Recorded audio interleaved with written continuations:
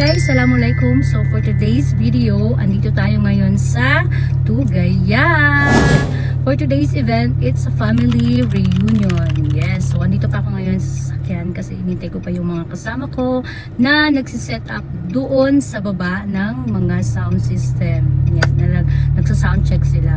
So habang naghihintay ako dito, inaayos ko yung sarili ko para pagbaba ko, diretso na agad ako sa stage. Yun kasi yung ginagawa ko, mas madalas. Gusto ko pag bumaba ako, diretso na agad ako sa stage. Ayoko yung nag-antay-antay pa ng, alam mo yun, yung tambay-tambay pa, o ganun.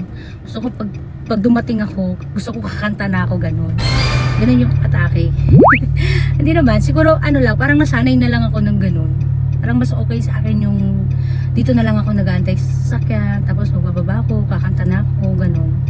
Alam mo yun? Papakita ko sa inyo kung ano yung mga dala ko kapag meron akong event. This one, I have this. Ang laman nito, puro mga makeup. Mas madalas kasi pag meron akong event is dito na ako nag-aayos sa sasakyan. Ganun ang ginagawa ko para hindi na ako masyadong nahahassle. Kasi diba tayong mga girls, kulang sa atin yung isang oras pag nagme-makeup tayo, lalo na pag heavy makeup, yung tipong pang matagalan na. Kasi ganun ako mag-makeup. Pag nag-makeup ako, yung tipong pang matagalan talaga. Hindi na ako nagre-retouch, ganun, wala na. Pang ano na yun? Pang maghapon, magdamag, ganun. Ganun ang mga gusto ko. Then, I have here my bag. So, gusto niyo bang tingnan kung anong laman ng bag ko? So, today, ito, papakita ko sa inyo. Simple lang naman yung laman ng bag ko. Meron akong mini fan. Sobrang cute nito kasi sobrang maliit lang. Then I have a tissue, wipes. Siyempre hindi tayo mawawala ng wipes. Alam mo yon, kapag magsi-CR tayo kahit na walang tubig, kahit na hindi tayo makapag-wash or makapaghugas, at least meron tayong pangpunas. Diba? Minsan kasi may mga hindi sinasadya na pag may nakain ka madumi o may nahawakan ka na madumi, ganon. So I have here my wallet. Yes. And this one, my foundation, of course, my favorite brand, Maybelline. And this one, I have here an alcohol. Tapos meron akong lipstick. And meron din ako nitong Strepsil. Hindi ako nawawalan nito lalo na pagkakanta ko. Kasi minsan kasi yung dito yung alam mo yun, yung mga dry para mawala yung mga kati-kati. Tapos hindi rin ako nawawalan nito.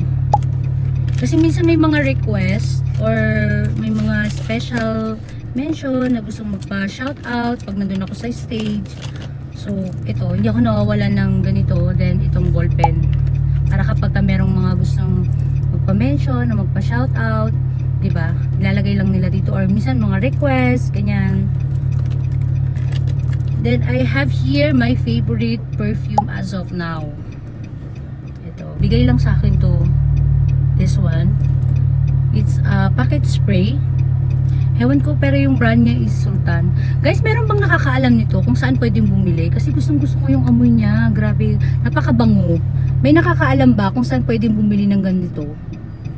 Sabihin nyo naman sa akin kung saan pwedeng bumili. Kasi gusto ko yung amoy niya. Sobrang long lasting talaga. Tapos, alam mo yung amoy mayaman. Ganun yung amoy niya.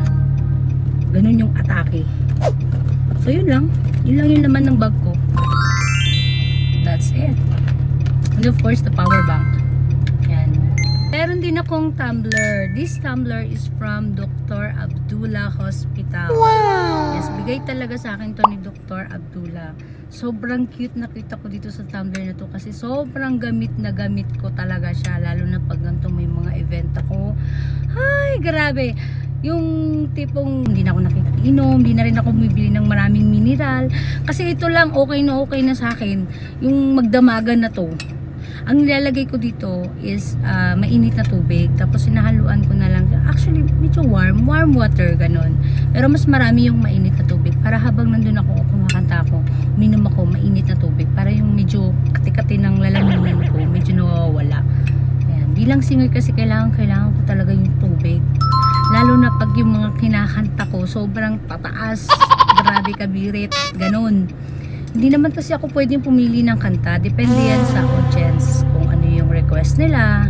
Kahit sabihin mo na yung event is graduation or reunion, kung gusto ng audience yung kanta na yun, wala tayong magagawa. As a singer, as a entertainer, wala tayong magagawa, diba?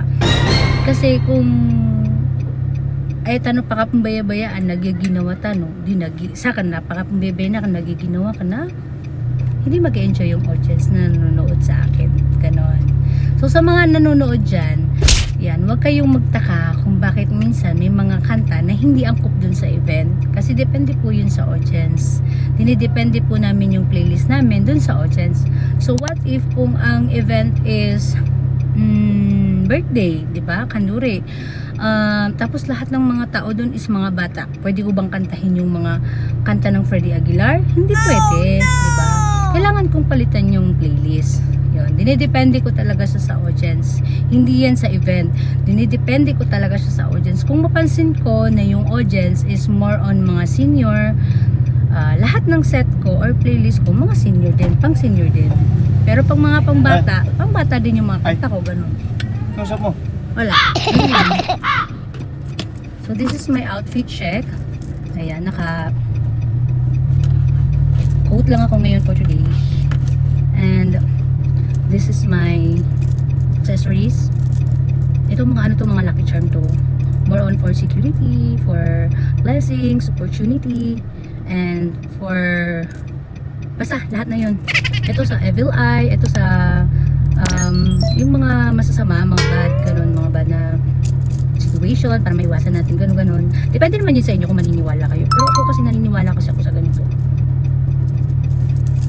Yan. This is my lucky charm. Yan. Ito lang, ganyan lang yung attack ko for today's event. Yan. Hindi naman siya masyadong bongga at kabog na kabog. So, samahan niyo ako mamaya, ipapakita ko sa inyo kung ano yung mga mangyayari mamaya habang kumakanta ko. So, bye! See you later!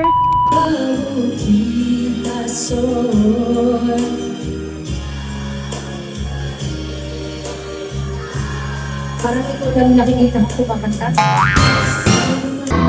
So bangun berharga ayaw menang kelipat rasik Alama sakitnya angkat sedih Living on the midnight train to my home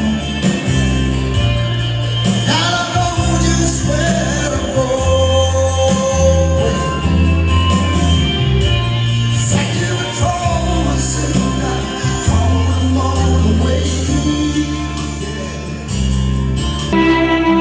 Happy Grand Reunion sa inyong lahat. Palakpakin niyo man lagi ng ay naugaring akan perilai akong kabadan.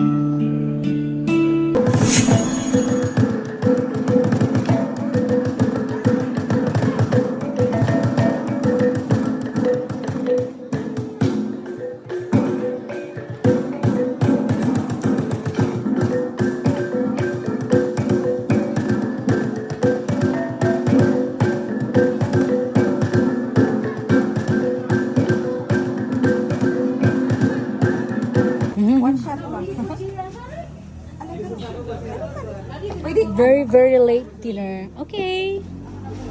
Check. Time check 9:23. Tapos na kami. Ngayon kumakain na. Late dinner.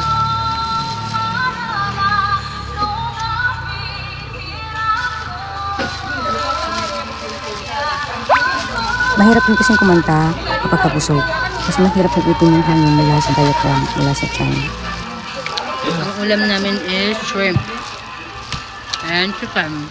Kapag ganito talaga mararamdaman ko na yung pagod saka yung gutom, na yung nawit kasi matagal akong sa tayo and yung naglalakad yun habang yung-entertain yung mga audience. So giveaway, masusura na kung hirap maling kami. Papalit na ako ng sandals kasi sobrang sakit ng heels, nakakangawit talaga. Ayan, siksikan na dyan lahat ng mga gamit ko, yung mga kailangan kong gamitin sa event, nandiyan na lahat. Literal na mararamdaman mo talaga yung pagod, pero very worth it naman kasi alam mo nag-enjoy ka, tapos passion mo yung ginagawa mo, and plus na yung kumikita ka. Masarap siya sa feeling kasi alam mo na masaya ka sa ginagawa mo. Then this is my one of the best feeling, yung ganito na nararamdaman ko yung hangin sa gabi. So yun lang mga guys and mga kabangsa. Please let me know in the comment section kung gusto niyo pa gumawa ako ng another vlog sa aking mga event. Sa muli, Assalamualaikum. Bye bye.